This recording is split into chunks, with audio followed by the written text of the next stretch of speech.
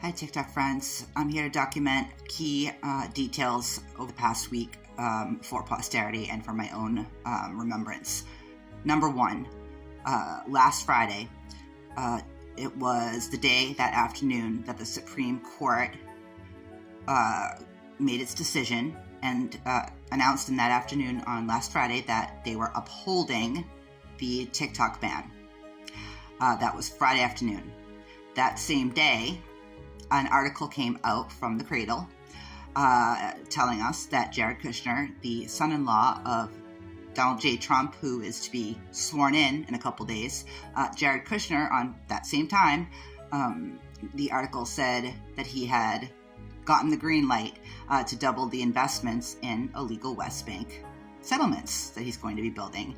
And it also described in that article how Jared Kushner made that initial investment with the companies that are mentioned in this article, which are Saudi-backed, by the way, back in July.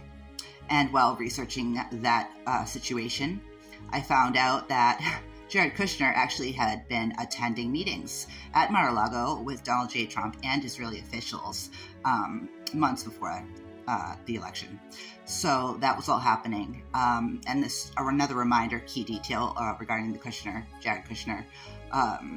He was the top advisor of Donald J. Trump during his first administration. And the talk on the town was, well, people had kind of caught on that Jared Kushner and Netanyahu are tight, because I have a whole pin video on that. You can watch it later if you want. So the talk was that Jared Kushner wasn't going to be part of this upcoming administration. Well, it turns out, according to sources that I have read, that Kushner is going to be an informal part of the government, and he will absolutely be part of the quote-unquote Middle East policy. And I guess that includes building West Bank settlements, since he just got that green light on Friday. So that happened Friday afternoon, simultaneous to the Supreme Court upholding the TikTok ban. We saw the whole shenanigans with T-Rump being framed and set up to be the hero that would save TikTok, and at the very exact same time, being set up as the hero that successfully negotiated this ceasefire deal. You know, nobody else could do it. Biden couldn't get it done. Nobody could get it done. But Trump, he stepped in and he made things happen. That's how it was framed, both scenarios with the TikTok and the ceasefire in Palestine, in Gaza. So, Friday. Then we have Saturday evening. TikTok goes dark. Wild. Then it comes back on. Reminder that when it went dark, many of us were literally on live streams with people in Palestine as they were counting down the moments to the implementation of the ceasefire. That was about to happen. So TikTok went dark at the same time that the ceasefire was being implemented. They did not want us connecting and being together and witnessing, even though we still did. We have other means. But that happened. And then fast forward to Monday. That was the day that Donald J. Trump was inaugurated, ironically on Martin Luther King Jr. Day.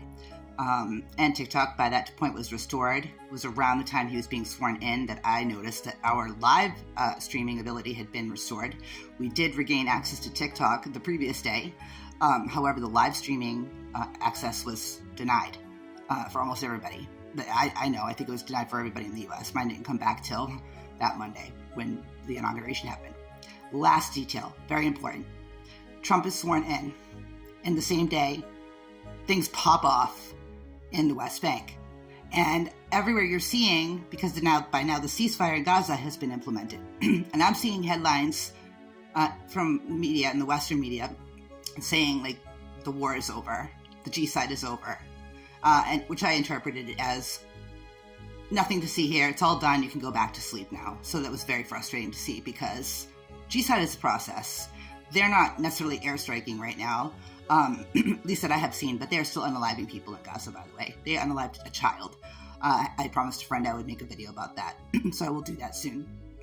Last but not least, as soon as Trump was in office, I woke up the next day to news of airstrikes in Jenin, which is in the West Bank. So now we are on day 3 going into day 4 of extreme escalation in Jenin, which is in the West Bank. And even the Euromed Monitor posted yesterday that the G-side is over. So it's not over, guys. And it's happening in the West Bank. And I wanted to document this because These are a lot of details I would like to remember because a lot's going to happen. A lot has been happening, and this is very important. A lot of things are happening all at once. Free Palestine, free America, free the world, and end the occupation now.